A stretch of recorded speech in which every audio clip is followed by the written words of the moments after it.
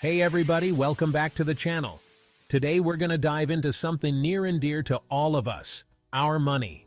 Now I know what you're thinking, Nettie. What's the Bible got to do with my bank account? Let me tell you folks, it's got everything to do with it. We're going to unpack 4 powerful biblical principles that'll revolutionize your relationship with your finances. We're talking about real, lasting change, the kind that brings peace, security, and yes, even abundance. So grab your coffee, get comfy, and let's get started. All right, folks, let's dive right into our first principle, tithing. Now, I know this one can be a little touchy for some people. Maybe you've heard it preached in a way that felt like guilt-tripping or manipulation. That ain't what we're about here. See, tithing at its core is about gratitude and trust. It's about acknowledging that everything we have, every dollar, every cent, is a gift from God. It's like saying, God, I trust you with my life, and that includes my finances. I'm gonna honor you first, and I believe you'll take care of the rest. Now, the Bible talks about giving 1/10 of our income. For some of you, that might sound like a huge chunk, especially if you're already struggling to make ends meet. Listen, I get it. You gotta start where you are. Even if it's just $5, $10, the amount ain't the point. It's the heart behind it. It's about shifting your mindset from scarcity to abundance. I've seen it time and time again, folks. When people start tithing, something powerful happens. It's like the floodgates of heaven open up. I ain't saying you're gonna win the lottery overnight, but you'll start to see blessings in unexpected ways. Maybe it's a job promotion. Maybe it's a financial windfall. Maybe it's just a newfound peace and contentment that you've never experienced before. Tithing ain't about bribing God or testing Him. It's about putting Him first in your life, trusting His provision, and watching Him work in amazing ways. Now, I know some folks get hung up on the where of tithing. The Bible talks about bringing your tithe to the church, and I believe that's still the best place for it.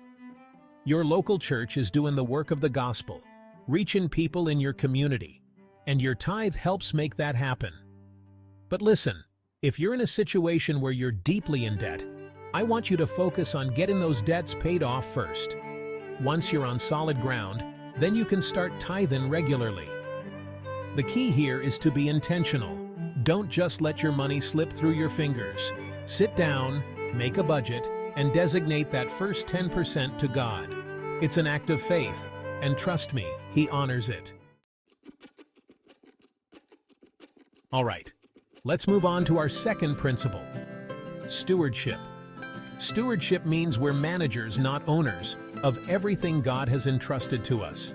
This includes our money, possessions, time, and talents. Imagine you're a farmer with a beautiful piece of land and tools from God. You wouldn't just throw seeds around, you'd prepare the soil and plant carefully. Stewardship is about managing what God has given us wisely to produce fruit. For finances, this means being disciplined, responsible, and accountable. A budget is a crucial tool for good stewardship. A budget isn't about deprivation, it's about freedom. Think of it as a roadmap to help you reach your financial goals. Knowing where your money's going is empowering. A budget gives you control over your finances. Everyone can learn to manage their money well. It's a skill. There are many resources to help you create a budget that works for you. Stewardship is an ongoing process of evaluating and adjusting. Seek ways to be more effective with what God has given you. Now, let's talk about our third principle, contentment. In a world obsessed with stuff and keeping up with the Joneses, contentment can feel like a radical concept. We're bombarded with messages telling us we need more to be happy. Bigger houses, fancier cars, the latest gadgets, you name it. It's a never-ending cycle of wanting what we don't have, and it's leaving a whole lot of people feeling empty, dissatisfied, and yes, even broke. But contentment, my friends, is the antidote to this consumerist culture. It's about finding joy and satisfaction in what we already have, rather than constantly chasing after more. As it says in Hebrews 13:5, keep your lives free from the love of money and be content with what you have, because God has said, never will I leave you, never will I forsake you. Now, contentment doesn't mean we can't have nice things or strive for improvement. It's not about living in a shack and wearing sackcloth. It's about finding a balance between enjoying the blessings God has given us and not letting our possessions own us. One of the biggest obstacles to contentment is comparison. We look at what other people have, their houses, their cars, their vacations, and we start feeling inadequate or envious. We forget that everyone's on their own journey, and we start comparing our chapter 1 to someone else's chapter 20. It's a recipe for misery, folks. So how do we cultivate contentment in a world that's constantly trying to sell us something? Well, it starts with gratitude. Take some time each day to reflect on all the good things in your life, your health, your family, your friends, your job, even the simple things like a warm bed and a roof over your head. When we focus on what we're grateful for, it shifts our perspective and helps us appreciate what we have. As 1 Thessalonians 5:18 reminds us, give thanks in all circumstances, for this is God's will for you in Christ Jesus. Another key to contentment is living within our means.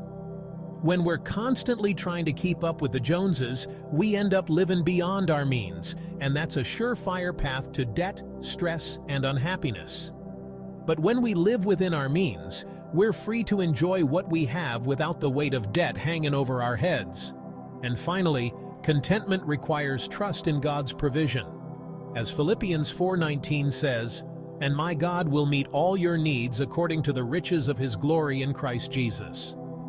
When we trust that God will provide for our needs, we don't have to live in fear or worry. We can be content with what we have, knowing that He's got us covered. All right, folks, let's wrap up with our final principle, seeking wisdom. You know, a wise person once said, "The only thing more expensive than education is ignorance."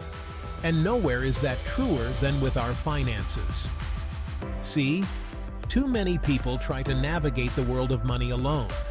They're either too embarrassed to ask for help, or they think they can figure it all out on their own. But listen, you don't have to be a financial expert to manage your money well.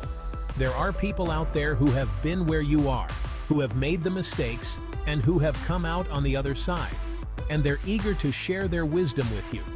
Seeking wisdom means being humble enough to admit when we don't know something.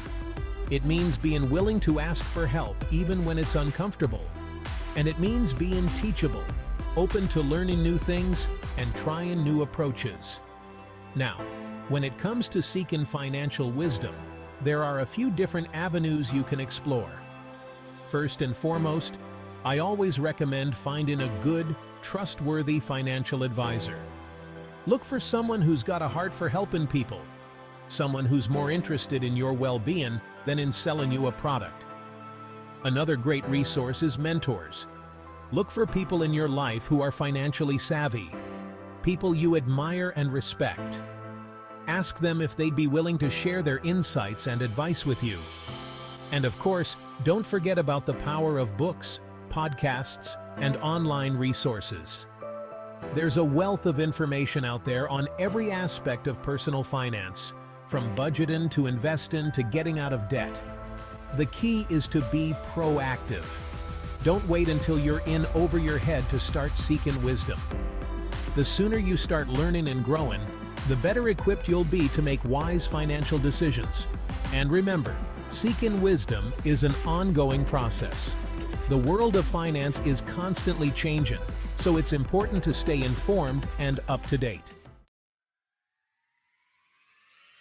Well, folks, that's a wrap on our 4 biblical principles for financial transformation: tithing, stewardship, contentment, and seeking wisdom. I truly believe that if you'll apply these principles to your life, you'll see a dramatic shift in your finances. Remember, it's not about getting rich quick. It's about building a solid foundation for your financial future. one that's rooted in biblical principles and guided by wisdom. It's about experiencing the peace of mind, the security, and yes, even the abundance that comes from handling your money God's way. To wrap up, remember these 4 biblical methods: tithing, stewardship, contentment, and seeking wisdom. Applying these principles can truly change your financial life for the better. If you found this video helpful, please like, subscribe, and share it with others who might benefit. Let's embark on this journey together toward financial freedom and abundance, guided by biblical wisdom.